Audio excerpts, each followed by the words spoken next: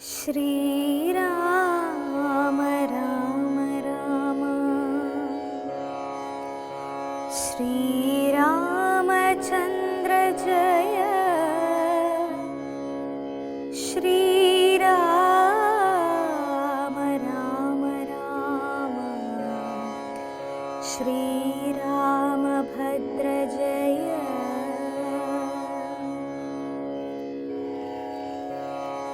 എത്രയും വളർന്നൊരു വിസ്മയം പൂണ്ടു രാമൻ ബദ്ധരോഷേണ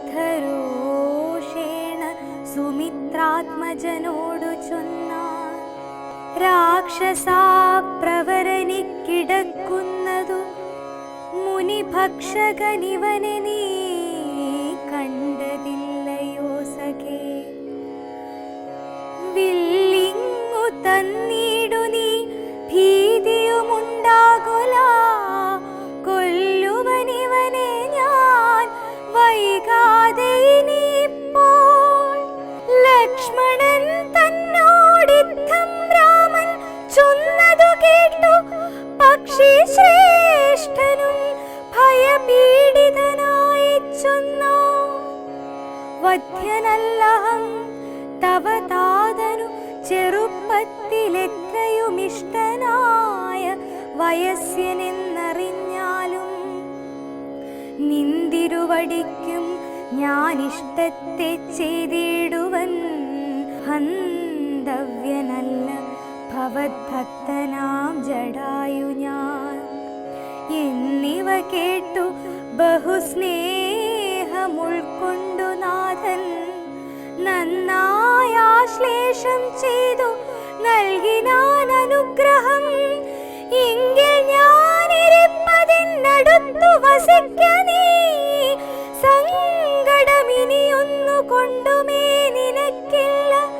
ശങ്കിച്ചേനല്ലോ നിന്നെ ഞാനതു കഷ്ടം കഷ്ടം, കിങ്കരപ്രവരനായി വാഴുക മേലിൽ ഭവാൻ എന്നരുൾ ചെയ്തു ചെന്നു പുക്കിതു പഞ്ചവടി തന്നിലമ്മാറു സീതാലക്ഷ്മണ സമേതനായി. പർണശാലയും തീർത്തു ലക്ഷ്മണൻ മനോജ്ഞമായി, പർണപുഷ്പങ്ങൾ കൊണ്ടു തൽപ്പവുമുണ്ടാക്കിനാൻ. ഉത്തമ ഗംഗാ നദിക്കുത്തര തീരെ പുരുഷോത്തമൻ വസിച്ചിതു ജാനകീ ദേവിയോടും. കദളീപന സാമ്രാജ്യഖില ഫലവൃക്ഷാവൃത കാനനേ ജനസമ്പാദ വിവർജിതേ നീരുജസ്ഥലേ വിനോദിപ്പിച്ചു ദേവി തന്നെ. ശ്രീരാമൻ അയോധ്യയിൽ വാണതുപോലെ വാണാൻ, ഫലമൂലാദികളും ലക്ഷ്മണൻ അനുദിനം ഫലവും കൊണ്ടുവന്നു കൊടുക്കും പ്രീതിയോടെ. രാത്രിയിൽ ഉറങ്ങാതെ ചാപബാണവും ധരിച്ചാസ്തയാ രക്ഷാർത്ഥമായി നിന്നിടും ഭക്തിയോടെ. സീതയെ മധ്യയാക്കി മൂവരും പ്രാതകാലേ ഗൗതമീ തന്നിൽ കുളിച്ചർഘ്യവും കഴിച്ചുടൻ പോരുമ്പോൾ സൗമിത്രി പാനീയവും കൊണ്ടു പോരും വാരം വാരം. പ്രീതി പൂണ്ടിങ്ങനെ വാഴും കാലം. ശ്രീരാമ രാമ രാമ രാവണാന്തക രാമ ശ്രീരാമ മമ ഹൃദി രമതാം രാമ രാമ.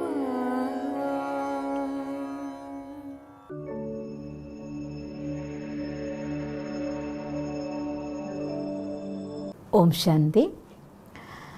ദണ്ഡകാരണ്യ വനത്തിലൂടെ രാമലക്ഷ്മണന്മാരും സീതയും ലക്ഷ്മണനും ചേർന്ന് മുന്നോട്ടതായിരിക്കുന്ന യാത്ര പോയിക്കൊണ്ടിരിക്കുന്ന സന്ദർഭത്തിലാണ് രാമായണത്തിൽ നമ്മൾ യാത്ര ചെയ്യുന്നത്. കുറച്ചുകൂടെ സമയം വിരാധവധത്തിന് ശേഷം സന്തോഷം കൊണ്ട് സീതയും ലക്ഷ്മണനും രാമനും കൂടി മുന്നോട്ട് പോകുന്നതിനിടയ്ക്കാണ് കുറച്ചു ദൂരം കഴിഞ്ഞപ്പോൾ വലിയൊരു പക്ഷിയുടെ രൂപം കാണുകയും ഒരു വലിയൊരു രൂപത്തെ കണ്ട് ഭയത്തോടു കൂടി എന്ന് രാമായണത്തിൽ എഴുതിയിരിക്കുന്നു. അതായത് തൻ്റെ ഉള്ളിലെ ഭയം ആയിക്കൊള്ളുന്നില്ല, സീതയ്ക്ക് ഭയം ഉണ്ടാവാൻ സാധ്യതയുള്ളതായിരിക്കുന്ന രൂപമായതുകൊണ്ടായിരിക്കണം ശ്രീരാമൻ ലക്ഷ്മണനോട് പറയുന്നത് ഒരു വലിയ രൂപമാണ് കാണുന്നത്, ഏതെങ്കിലും മുനിമാരെ കൊത്തിത്തിന്നുന്ന വല്ല രാക്ഷസനായിരിക്കും, അവനെ നീ വധിച്ചേക്ക് എന്ന് ലക്ഷ്മണനോട് രാമൻ പറയുന്നതായിരിക്കുന്ന ഒരു സന്ദർഭം. അപ്പം ആ സന്ദർഭത്തിൽ ജടായു എന്നതായിട്ടുള്ള ഒരു പക്ഷി ശ്രേഷ്ഠനാണ് ജടായു സ്വയം പരിചയപ്പെടുത്തുകയാണ്. ഞാൻ വധ്യാർഹനല്ല, അങ്ങയുടെ അച്ഛൻ്റെ കൂട്ടുകാരനായിരുന്നു ഞാൻ, അതുകൊണ്ട് എന്നെ രക്ഷിക്കുകയാണ് വേണ്ട, എന്നെ ശിക്ഷിക്കരുത് എന്ന് ജടായു അപേക്ഷിക്കുന്നതായിരിക്കുന്ന ഒരു സന്ദർഭത്തിൽ വന്നു ചേരുന്നത്. അങ്ങനെയാണ് ജടായു ആരാണെന്ന് മനസ്സിലാക്കുകയും ശരി ഇനി അങ്ങ് എൻ്റെ കൂടെ ഞങ്ങൾക്കൊപ്പം ഞങ്ങളുടെ സമീപത്ത് വസിച്ചോളൂ എന്ന് പറഞ്ഞുകൊണ്ടുള്ള രാമലക്ഷ്മണന്മാരുടെ യാത്ര മുന്നോട്ട് പോകാനുള്ളതായിരിക്കുന്ന ഒരു അവസരം ഉണ്ടാവുന്നത്. സിസ്റ്ററെ, രാമായണത്തിൽ ദശരഥൻ്റെ ഫ്രണ്ടാണല്ലോ ജടായു, അപ്പോൾ ഒരു പക്ഷി ഫ്രണ്ടാകുമോ? രാമായണത്തിൽ ജടായു എന്നൊരു പക്ഷിയിലൂടെ വാത്മീകി മഹർഷി നമുക്ക് നല്ലൊരു സന്ദേശം തന്നെയാണ് തരാൻ ഉദ്ദേശിച്ചത്. വാത്മീകി ഹൃദയം എന്ന് പറയുന്നത് വളരെ വിശാലമായ ഒന്നാണ്. ഇത്രയും അധികം രഹസ്യങ്ങളെ ഇത്രയും മനോഹരമായിരിക്കുന്ന വാക്യങ്ങളിലൂടെ ഈ മനുഷ്യരാശിക്ക് നൽകിക്കൊണ്ട് അദ്ദേഹം ചെയ്തതായിരിക്കുന്ന ഒരു രചന, അതിനെ എത്ര പുകഴ്ത്തിയാലും മതിയാവില്ല എന്ന് വേണം പറയാനായിട്ട്. എത്ര വായിച്ചാലും മതിയാവില്ല, എത്ര പുകഴ്ത്തിയാലും തീരില്ല. വായിച്ച് നിങ്ങൾക്ക് അതിൻ്റെ രഹസ്യങ്ങൾ തെളിഞ്ഞുകൊണ്ടേയിരിക്കും എന്ന് വേണം ഞാൻ ഈ സന്ദർഭത്തിൽ പറയുന്നത്. ജടായു എന്ന് പറയുന്നത് ഒരു മനുഷ്യൻ്റെ ബാല്യകാല സുഹൃത്ത് എന്നല്ലേ പറയുന്നത്. ഒരു മനുഷ്യനെ സംബന്ധിച്ചിടത്തോളം അവരുടെ ഏറ്റവും വലിയ മിത്രവും ഏറ്റവും വലിയ ശത്രുവും ആര് തന്നെയാണ്? മനുഷ്യൻ തന്നെയാണ്. അപ്പം ഞാൻ തന്നെയാണ് എൻ്റെ ഏറ്റവും വലിയ ശത്രുവും ഏറ്റവും വലിയ മിത്രവും. അപ്പോൾ ദശരഥ മഹാരാജാവിൻ്റെ മിത്രം എന്ന് പറയണമെങ്കിൽ ദശരഥ മഹാരാജാവിൻ്റെ ബാല്യകാല സുഹൃത്ത് എന്നാണ് പറഞ്ഞത്. അപ്പോൾ എല്ലാ മനുഷ്യൻ്റെയും ബാല്യകാല സുഹൃത്ത് അവരുടെ ഉന്മേഷവും ഉത്സാഹവുമാണ്. ബാല്യകാലവും യുവാവസ്ഥയും, ചെറുപ്പകാലവും കുട്ടിക്കാലവും, ഈ രണ്ട് കാലഘട്ടത്തിലാണ് ഏറ്റവും നന്നായിട്ട് ഉന്മേഷവും ഉത്സാഹവും ഒരു മനുഷ്യൻ അനുഗ്രഹീതമായിട്ട് കിട്ടുന്ന സമയം. ആ സമയത്തെ നിങ്ങൾ എങ്ങനെ ഉപയോഗിച്ചു എന്നുള്ളതിൻ്റെ ആധാരത്തിലാണ് നിങ്ങളുടെ ജീവിതം സുഖകരമാവണോ അതോ ശ്രേഷ്ഠമാവണോ, സ്തുതിക്കപ്പെടുന്നതാവണോ ശപിക്കപ്പെടുന്നതാവണോ, ഇതൊക്കെ നിശ്ചയിക്കുന്ന എന്തിൻ്റെ ആധാരത്തിലാണ്? ആ കാലഘട്ടം എങ്ങനെ ജീവിക്കുന്ന ആധാരത്തിലാണ്. വെയ്റ്റ്ലെസ്നെസ് ഒരു പക്ഷി എന്ന് കാണിക്കാൻ കാരണം എന്തുകൊണ്ടാണ്? വെയ്റ്റ്ലെസ് ആണ്, ഭാരമില്ലാത്തതാണ്. എല്ലാവരുടെയും ആ കാലഘട്ടം ഭാരമില്ലാത്തതാണ്. കാരണം ഒരു മനുഷ്യൻ്റെ മനസ്സും ബുദ്ധിയും എല്ലാ ജീവാത്മാവിൻ്റെ ഉള്ളിലും ജന്മജന്മാന്തരത്തിൻ്റെ കർമ്മഫലം കൊണ്ട് അടിഞ്ഞുണ്ടാവുന്നൊരു സംസ്കാരം ഉണ്ടായിരിക്കും. നമ്മൾ സബ് കോൺഷ്യസ് മൈൻഡ് എന്ന രൂപത്തിൽ ഈ ലോകത്തിൽ അതിനെ വിശകലനം ചെയ്യുകയും പഠിക്കുകയും റീപ്രോഗ്രാം ചെയ്യുകയും പ്രോഗ്രാം ചെയ്യുകയൊക്കെ ചെയ്യുന്നതായിട്ട് മനുഷ്യന്മാർ നോക്കുന്നുണ്ട്. എല്ലാവർക്കും ഉള്ളതാണ് സബ് കോൺഷ്യസ് മൈൻഡ്. അത് ജന്മജന്മാന്തര കർമ്മഫലം കൊണ്ട് ഡെവലപ്പ് ചെയ്തതാവാം. പക്ഷേ ഈ ജന്മത്തിലും നമുക്ക് നമ്മുടെ സംസ്കാരത്തിന് ഡെവലപ്പ് ചെയ്യാനായിട്ട് സാധിക്കുന്നതേ ഉള്ളൂ. ആ സംസ്കാരത്തിനെ പോസിറ്റീവ്ലി ഡെവലപ്പ് ചെയ്യാൻ നമുക്ക് സാധിച്ചുവെങ്കിൽ, കാരണം നിങ്ങളുടെ കുട്ടിക്കാലത്ത് നമ്മുടെ ബുദ്ധിയുടെ അവസ്ഥ നോക്കിയാൽ ബുദ്ധീനെ എക്സ്പ്ലെയിൻ ചെയ്യുന്നത് ശരിക്കും ഒരു ബാഡ്മിൻ്റൻ്റെ ബാറ്റ് കണ്ടിട്ടുണ്ടല്ലോ, അതിൻ്റെ മേലൊരു ബ്രാക്കറ്റ് ഉണ്ടാവും, ഒരു ഷേപ്പ് മാത്രം, നെറ്റൊന്നും അതിൻ്റെ ഉള്ളിലുണ്ടാവില്ല. അതിനെ പിന്നീട് നെറ്റിട്ട് ഡെവലപ്പ് ചെയ്തെടുത്തിട്ടാണ് ഒരു ബാറ്റ് ആക്കുന്നത്. ഇതുപോലെയാണ് മനുഷ്യന്മാരുടെയും ബുദ്ധിയുടെ വികാസം എന്ന് പറയുന്നത്. ഇത് ആരംഭ സമയത്ത് ഒരു കുട്ടിക്കാലത്ത് നിങ്ങളുടെ ബുദ്ധിയുടെ ഫ്രെയിം നോക്കിക്കഴിഞ്ഞാൽ അതിനുള്ള ഒന്നും ഉണ്ടാവില്ല. നിങ്ങളുടെ പാരൻസിൽ നിന്ന് കിട്ടിയത്, പഠിച്ചത്, കൂട്ടുകാരിൽ നിന്ന് കിട്ടിയത്, നിങ്ങൾ വായിച്ചറിഞ്ഞത്, നിങ്ങളുടെ ജീവിതത്തിലെ അനുഭവങ്ങൾ കൊണ്ട് സ്വന്തമാക്കിയത്, ഇങ്ങനെയുള്ള ഓരോരോ കാര്യങ്ങൾ കൊണ്ടാണ് അതിനുള്ളിൽ ഓരോ നെറ്റും ഫോം ആവുന്നത്. ഞാൻ പലപ്പോഴും കണ്ടിട്ടുണ്ട്, നമ്മുടെ സാനിയ മിർസ ടെന്നീസ് കളിക്കുന്ന സമയത്ത് ഒരു ബോൾ നന്നായിട്ട് സർവ് ചെയ്ത് കഴിഞ്ഞാൽ കൈകൊണ്ട് ഇങ്ങനെ അതിൻ്റെ ആ ഹോളിൻ്റെ ഷേപ്പ് കറക്റ്റ് ചെയ്യുന്നത് കാണാം. ഇതെന്തുകൊണ്ടാണെന്ന് വെച്ചാൽ ജീവിതത്തിൽ, ഞാനത് പറയാൻ കാരണം ജീവിതത്തിലെ കളികളിൽ ചില അനുഭവങ്ങൾ വരും, ചില പരിതസ്ഥിതികൾ വരും, ചില പരീക്ഷകൾ വരും. അങ്ങനെയുള്ള സന്ദർഭത്തിൽ എങ്ങനെ നിങ്ങൾ അതിന് റിയാക്ട് ചെയ്യുന്നു എന്നതിൻ്റെ ആധാരത്തിൽ നമ്മുടെ ബുദ്ധിയാകുന്ന ബാറ്റിൻ്റെ ഉള്ളിലും ചിലപ്പോൾ ഹോള് വരും. ആ ഹോള് വരുന്ന സമയത്ത് അഥവാ നെറ്റിൽ പല ഷേപ്പ് വരും. ആ ഹോള് വരുമ്പോൾ കൈ കൊണ്ട് ശരിയാക്കിയില്ലെങ്കിൽ ഒരു പക്ഷെ നിങ്ങൾ സെർവ് ചെയ്യുന്ന സമയത്ത് അതിനുള്ളിൽ സ്റ്റക്കായി പോയേക്കുമ്പോൾ, ജീവിതത്തിൽ അനുഭവങ്ങൾ വരുമ്പോൾ വിശകലനം ചെയ്ത് അതിനെ പഠിച്ച് എന്തുകൊണ്ട് എന്ത് സംഭവിച്ചു എന്ന് മനസ്സിലാക്കി ഒരു ടേണിംഗ് പോയിന്റ് ലൈഫിൽ നമ്മൾ കൊണ്ടുവന്നിട്ടില്ലെങ്കിൽ ഈ അനുഭവങ്ങളിൽ ബോൾ സ്റ്റക്കായി പോയേക്കും. അത് പോസിറ്റീവ്ലി കൃത്യമാക്കി ട്യൂൺ ചെയ്ത് ജീവിതത്തിൻ്റെ അതാത് ദിവസങ്ങളിൽ അന്നന്നത്തെ കാര്യങ്ങളെ ഇടയ്ക്കിടയ്ക്ക് വിശകലനം ചെയ്ത് തിരുത്തേണ്ടടുത്ത് തിരുത്തി കറക്റ്റ് ചെയ്യേണ്ടടുത്ത് കറക്റ്റ് ചെയ്ത് നിങ്ങൾ മുന്നോട്ട് പോവുകയാണെങ്കിൽ ജീവിതം എന്നും പെർഫെക്റ്റ് ആയിരിക്കുന്നൊരു കളിയാണ്. അപ്പോൾ ഭാരമില്ലാത്ത പക്ഷിയായിക്കൊണ്ട് കാണിക്കുന്ന എന്തുകൊണ്ടാണ്? കുട്ടിക്കാലത്തിന് ബാഡ്മിൻ്റൺ ഫ്രെയിം ജസ്റ്റ് ഫോം ചെയ്തിട്ടേ ഉണ്ടാവുള്ളൂ. അപ്പോൾ നിങ്ങൾ ചെയ്യുന്നതെല്ലാം വളരെ കൃത്യമായിരിക്കും. ഞാൻ വിചാരിക്കാറുണ്ട് 10ഉം 12ഉം വയസ്സാവുന്ന കുട്ടികൾ, ഈ ഒരു ഫോർമേഷൻ പൂർണ്ണമാവുന്ന ഏജാണ് 12, 13. പണ്ടത്തെ കാലത്ത് കേട്ടോ 12, 13 ഇപ്പോൾ 8ഉം 10ഉം വയസ്സാകുമ്പോൾ ചെറിയ കുട്ടികൾ വലിയ വലിയ ഡിസിഷൻസൊക്കെ പറയുന്നത് നിങ്ങൾ കാണാറില്ല? അത്ഭുതപ്പെട്ടു പോവില്ലേ? ഈ കുട്ടിക്ക് എങ്ങനെ ഇങ്ങനെയൊക്കെ പെരുമാറാൻ പറ്റുന്നത്, എവിടെ നിന്ന് കിട്ടിയ നോളജ് എന്നൊക്കെ. കാരണം എന്താണെന്ന് വെച്ചാൽ അവിടെ അവരുടെ ജീവിതത്തിലെ അനുഭവങ്ങൾ കൊണ്ടൊരു പാഠം വന്നിട്ടില്ല.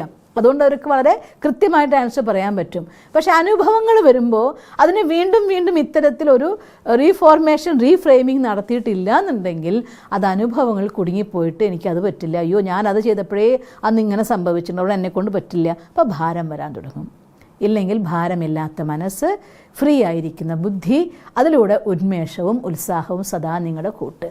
അതാണ് ഒരു പക്ഷി ശ്രേഷ്ഠനെ കാണിക്കുന്നത് തന്നെ. അപ്പോൾ ഉന്മേഷവും ഉത്സാഹവും നിറഞ്ഞ ബാല്യകാലത്തിലും അതുപോലെ യൗവനകാലത്തിലും നിങ്ങൾ എത്രത്തോളം നന്നായിക്കൊണ്ട് ജീവിതത്തെ കളിച്ചോ, നന്നായിക്കൊണ്ട് അനുഭവങ്ങൾ സ്വന്തമാക്കിയോ, നന്നായി കർമ്മങ്ങൾ ചെയ്തോ, ശ്രേഷ്ഠമായി ജീവിച്ചോ, ആ ജീവിതം നിങ്ങളുടെ വാർദ്ധക്യത്തിൽ പോലും നിങ്ങൾക്ക് അനുഭവത്തിന് സഹായം തന്നിരിക്കും. അങ്ങനെ നമ്മുടെ മനസ്സിനെയും ബുദ്ധിയെയും ഭാരമില്ലാത്തതാക്കി ഉന്മേഷവും ഉത്സാഹവും നിരന്തരമായിട്ടുണ്ടായിരുന്ന വ്യക്തിയായിരുന്നു ദശരഥ മഹാരാജാവ്. അതുകൊണ്ടാണ് ദശരഥൻ്റെ മിത്രമായിക്കൊണ്ട് ആരെ കാണിക്കുന്നത്? ജടായുവിനെ കാണിക്കുന്നത്. ആ ഉന്മേഷവും ഉത്സാഹവും നിറഞ്ഞ ജീവിത കാലഘട്ടം. അപ്പം ഞാൻ എന്തുകൊണ്ട് രാമായണത്തിൻ്റെ രഹസ്യത്തെക്കുറിച്ച് പറയാൻ കാരണം എന്ന് വെച്ചാൽ, നിങ്ങളൊന്ന് ചിന്തിച്ചു നോക്കിയും കാലഘട്ടങ്ങൾ കൊണ്ട് രാമായണമോ ഭാഗവതമോ അല്ലെങ്കിൽ മഹാഭാരതമോ രചിച്ചതായിരിക്കുന്ന മുനിശ്രേഷ്ഠന്മാർ കാലഘട്ടങ്ങളിൽ സൊസൈറ്റിയിൽ വരാൻ പോകുന്ന മാറ്റങ്ങളെ മുൻകൂട്ടി കണ്ടുകൊണ്ട് ഏത് രീതിയിൽ ജീവിക്കണം, എന്തിനെ എവിടെ ഉപയോഗിക്കണം എന്ന് പറയാൻ വേണ്ടിക്കൊണ്ടാണ് ഇങ്ങനെയുള്ള ഓരോരോ സന്ദർഭങ്ങളെയും മനോഹരമായിട്ട് വരച്ച് ചേർത്തിരിക്കുന്നത്. അതിൽ യാതൊരു ചേഞ്ചും നമ്മൾ കാണില്ല. അവിടെ പറയുന്ന വാക്കുകൾ വേർഡ് ബൈ വേർഡ് എന്ന് പറയുമ്പോൾ ആ വാക്കിനെ എടുക്കുകയല്ല, അതിലൂടെ എന്ത് പറയാൻ ഉദ്ദേശിച്ചു എന്ന് മനസ്സിലാക്കാൻ സാധിച്ചാൽ ഇത് ഗൈഡുകളാണ്. ജീവിതത്തെ മുന്നോട്ട് കൊണ്ടുപോകാനുള്ള ഗൈഡാണ് നമുക്ക് രാമായണം, ഗൈഡാണ് മഹാഭാരതം, ഗൈഡാണ് ഭാഗവതം. അതിൻ്റെ രഹസ്യത്തെ ഉൾക്കൊണ്ടുകൊണ്ട് മനസ്സിലാക്കാമെങ്കിൽ. അതുകൊണ്ട് ഇവിടെയും അങ്ങനെ തന്നെയാണ്. ജടായുവിനെ പക്ഷിശ്രേഷ്ഠനായിട്ട് കാണിച്ചതിൻ്റെ കാരണവും ഉന്മേഷവും ഉത്സാഹവുമാണ്. 2 ചിറകുകൾ. ആ ഉന്മേഷത്തിൻ്റെ ഉത്സാഹത്തിൻ്റെ ചിറക് വെച്ചുകൊണ്ട്, മനസ്സിനെ ഭാരമില്ലാത്തതാക്കി വെച്ചുകൊണ്ട്, ബുദ്ധിയെ ശുദ്ധമാക്കി വെച്ചുകൊണ്ട് നിങ്ങൾ മുന്നോട്ട് യാത്ര ചെയ്യുന്നുവെങ്കിൽ ജീവിതത്തിലെ എല്ലാ കാലത്തും, ഇനി ഈവൻ വാർദ്ധക്യം വരുമ്പോൾ ശരീരം കൊണ്ടുള്ള പ്രവർത്തനത്തിനൊക്കെ ചിലപ്പോൾ ലിമിറ്റ് വന്നേക്കാം. ഒരുപോലെ നമുക്ക് ചെറുപ്പകാലത്ത് പണിയെടുത്ത പോലെ പണിയെടുക്കാൻ പറ്റിക്കൊള്ളുന്നില്ല. ശാരീരികമായ സപ്പോർട്ട് കൊടുക്കാൻ സാധിക്കില്ലായിരിക്കും, പക്ഷെ അനുഭവ സമ്പത്ത് കൊണ്ട് സപ്പോർട്ട് ചെയ്യാൻ പറ്റും, ബുദ്ധി കൊണ്ട് സപ്പോർട്ട് ചെയ്യാൻ പറ്റും.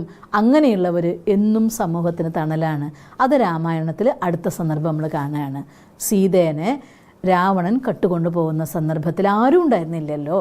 പക്ഷെ ജടായു തൻ്റെ ചിറകുകൾ കൊണ്ടും കൊക്കുകൊണ്ടും നഖങ്ങൾ കൊണ്ടും രാവണനെ എതിർത്തിട്ട്, രാവണൻ അത്രയും ശക്തമായിരിക്കുന്ന രാവണന് ജടായുവിൻ്റെ ചിറകടി ഏറ്റിട്ട് കാലുകളുടെ നഖത്തിൻ്റെ മാന്തൽ താങ്ങാൻ പറ്റാതെ സീതേനെ താഴെ വെച്ചിട്ട് ചന്ദ്രഹാസം കൊണ്ട് ജടായുവിൻ്റെ ചിറകുകൾ അരിഞ്ഞു വീഴ്ത്തിയിട്ടാണ് കൊണ്ടുപോകേണ്ടി വന്നത്. എന്നുവെച്ചാൽ അർത്ഥം, അവരുടെ അനുഭവ സമ്പത്ത്, അവരുടെ സപ്പോർട്ട് കൊണ്ട് തിന്മയിലേക്ക് പോകാതിരിക്കാൻ വേണ്ടി കുട്ടികളെ തടയാൻ സഹായിക്കാനുള്ള ശക്തിയായിട്ട് അവർ മാറും.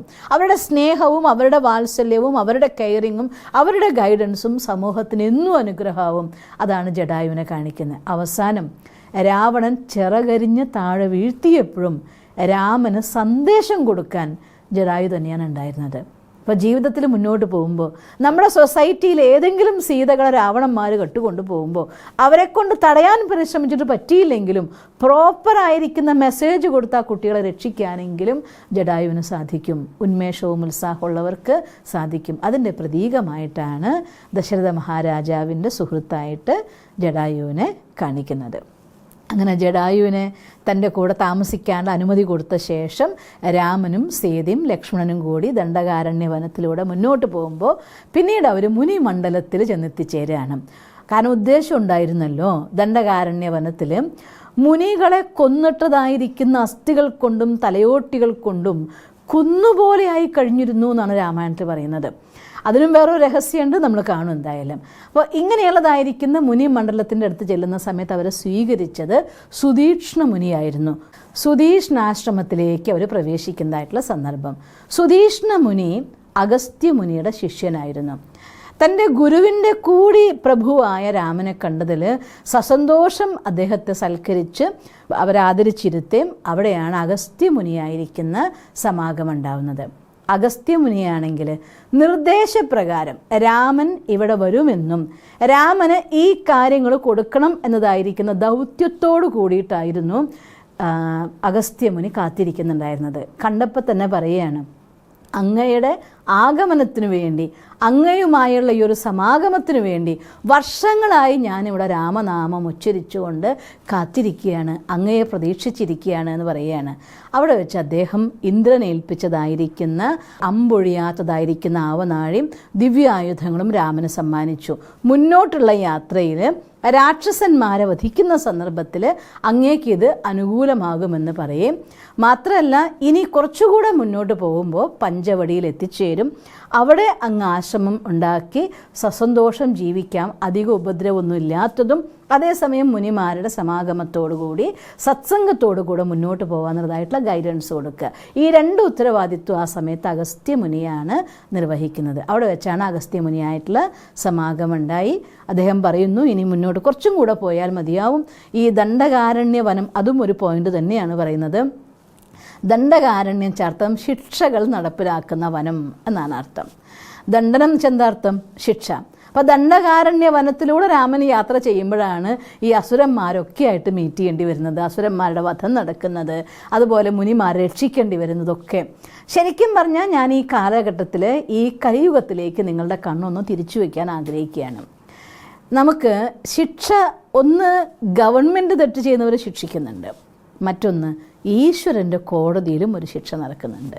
നിങ്ങൾക്കറിയോ, ഹോസ്പിറ്റൽസ്, നമ്മുടെ നാട്ടിലൊരു സൂപ്പർ സ്പെഷ്യാലിറ്റി ഹോസ്പിറ്റൽ വരെ നമ്മൾ സന്തോഷത്തോടെ പറയും, നമ്മുടെ നാട്ടിൽ ഇങ്ങനൊരു ഹോസ്പിറ്റൽ വന്നിട്ടുണ്ട്, ഇനി ഒന്നും വന്ന് എവിടേക്കും പോകണ്ട എന്ന്. ഈ ഹോസ്പിറ്റൽ എന്ന് പറയുന്നത് വാസ്തവത്തിൽ ഈശ്വരൻ്റെ ജയിലാണ്. നിങ്ങൾ ഒരു സാരി വാങ്ങാൻ പോയി, ഫോർ എക്സാമ്പിൾ സാരി വാങ്ങാൻ വേണ്ടി പോയി, 500 രൂപയുടെ സാരിയും കാണിച്ചു തന്നു, 200 രൂപയുടെ സാരിയും കാണിച്ചു തന്നു. നിങ്ങൾക്ക് ഓപ്ഷൻ ഉണ്ട്, 500 രൂപയുടെ സാരി വേണോ, 200 രൂപയുടെ സാരി വേണോ, 5000 രൂപയുടെ സാരി വേണോ, നമ്മുടെ ചോയ്സാണ്. ഇവിടെ വേണോ വേണ്ടേ, നിങ്ങൾക്ക് 500 വേണോ, 200 വേണോ, 5000 വേണോ എന്ന് ചോദിക്കും. സുഖമില്ലാതായി ഹോസ്പിറ്റലിൽ ചെന്നു, ഡോക്ടർ പറയുകയാണ് 500 രൂപയുടെ ഇഞ്ചക്ഷൻ അർജൻറ്റായിട്ട് വേണം, അല്ലെങ്കിൽ 5000 രൂപയുടെ ഇഞ്ചക്ഷൻ അർജൻറ്റായിട്ട് വേണം. ഡോക്ടറെ 200 രൂപയുടെ വല്ല ഇഞ്ചക്ഷനുണ്ടോ, ഓപ്ഷനുണ്ടോ? ഇല്ല. ഗവൺമെൻറ്റിന് റവന്യൂ റിക്കവറി വരുമ്പോഴേ ഇത്ര രൂപ അടച്ചോളണം എന്ന് പറഞ്ഞാൽ അടച്ചോളണം, അല്ലേ? അതുപോലെയാണ് ഈശ്വരൻ്റെ കോടതിയിൽ നിങ്ങൾ ശിക്ഷിക്കപ്പെടുന്നതായിരിക്കുന്ന സന്ദർഭമാണ് ഹോസ്പിറ്റൽസ്. അതിൽ ICU കഠിന തടവാണ്.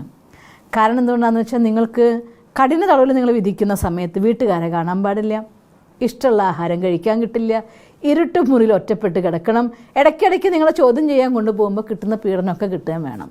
ഇതല്ലേ കഠിന തടവ്? ഇത് തന്നെയാണ് ICU. അതിനോടൊപ്പം എന്താണ് പറയുമ്പോൾ ICU മുറിയൊക്കെയാണ്, പക്ഷേ നിങ്ങൾക്ക് ഇഷ്ടമുള്ളവരെ കാണാൻ പറ്റില്ല, ഇഷ്ടമുള്ള ആഹാരം കഴിക്കാൻ പറ്റില്ല. നഴ്സ് വന്നിട്ട് ഇവിടെ കുത്തിയിട്ട് ഇവിടെ ബ്ലഡ് കയറാണ്ടായി, അടുത്ത കൈ കാണിച്ചേ, അയ്യോ ഒരു സ്ഥലത്ത് ഇങ്ങനെയായി പോയി, മറ്റേ ഭാഗം കേടാക്കണമെന്ന് പറയാൻ പറ്റുമോ? കൈ കാണിക്കണം, 2 കൈയിലും കയറില്ല, എന്നാൽ കാലുമ കയറ്റാന്ന് പറയും, അല്ലേ? അനുഭവിച്ചല്ലേ പറ്റൂ. അപ്പോൾ ഈശ്വരൻ്റെ കോടതിയിൽ ശിക്ഷ വിധിക്കപ്പെടുന്ന മാക്സിമം ടൈം കാണുന്നതാണ് നമ്മൾ കലിയുഗത്തിൻ്റെ അവസാനം. ശരിക്കും പറഞ്ഞാൽ ദണ്ഡകാരണ്യവനം കലിയുഗത്തിൻ്റെ ഒരു പ്രതീകമാണ്. ദ്വാപരയുഗത്തിൻ്റെ അല്ല, അത് കലിയുഗത്തിൻ്റെ പ്രതീകമായി കാണിക്കുക. അതുകൊണ്ടാണ് മുനിമാരുടെ അസ്ഥികൾ കൊണ്ട് കൂനയായിട്ട് കുന്നുപോലെയായി മാറി എന്ന് പറയുന്നത് ശ്രേഷ്ഠ കർമ്മം ചെയ്യുന്ന ആളുകൾക്ക് ഈ ലോകത്ത് ജീവിക്കാൻ അത്രയും കഷ്ടമാണ്. കലിയുഗത്തിൽ ജീവിക്കാൻ അവർക്ക് കഷ്ടപ്പാടുള്ള ജീവിതം കാണിക്കുകയാണ്. അതേസമയം അസുരന്മാർ സ്വൈരവിഹാരം നടത്തി. അങ്ങനെയുള്ളതായിരിക്കുന്ന ദണ്ഡകാരണ്യ വനത്തിലാണ് കുറച്ച് പോയ സന്ദർഭത്തിൽ രാമലക്ഷ്മണന്മാർക്ക് അവരുടെ ദിവ്യായുധങ്ങളെ പ്രദാനം ചെയ്യുന്ന സന്ദർഭം വന്നു ചേരുന്നത്.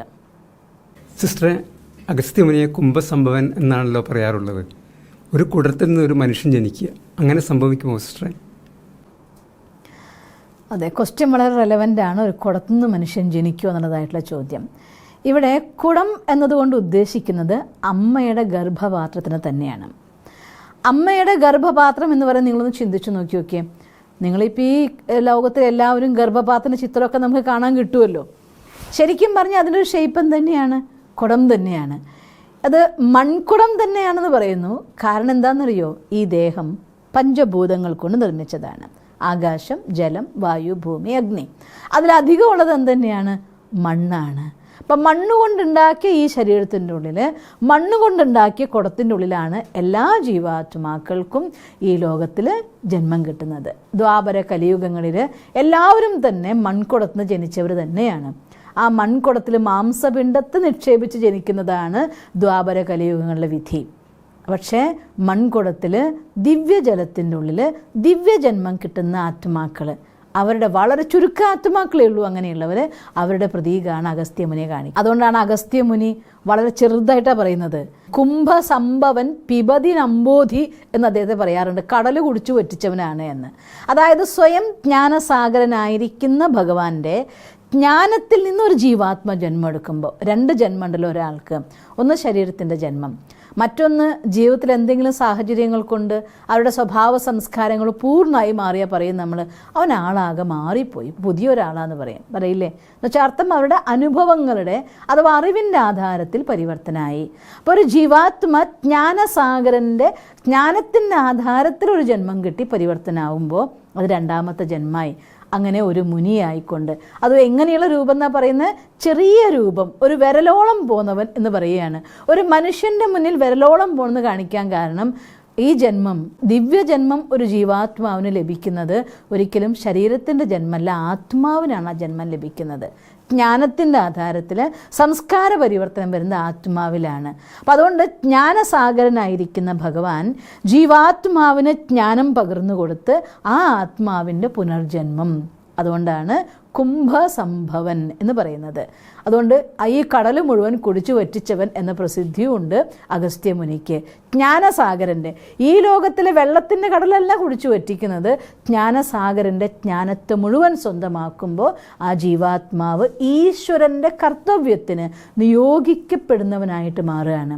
അതുകൊണ്ടാണ് രാമാവതാരം വരുമെന്നും രാമനെ സഹായിക്കാൻ വേണ്ടിക്കൊണ്ട് രാമന് ദിവ്യായുധങ്ങൾ, നമ്മൾ നേരത്തെയുള്ള എപ്പിസോഡിൽ കണ്ടിരുന്നല്ലോ എന്താണ് ദിവ്യായുധം.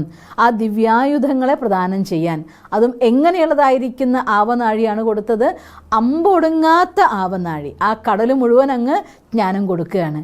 അങ്ങനെയുള്ളതായിരിക്കുന്ന ആവനാഴിയും ഒപ്പം തന്നെ താമസിക്കേണ്ടത് എവിടെ എന്നതായിരിക്കുന്ന ഡയറക്ഷനും, ഈശ്വരൻ്റെ ഡയറക്ഷനും ഈശ്വരൻ്റെ ദൗത്യവും ചെയ്യാൻ യോഗ്യരായിത്തീരുന്ന അങ്ങനെയുള്ള വിശിഷ്ടാത്മാക്കളുടെ പ്രതീകമായിട്ടാണ് ഇവിടെ അഗസ്ത്യമുനിയെ കാണിക്കുന്നത്. മനസ്സിലായോ ബൈ? ഓം ശാന്തി.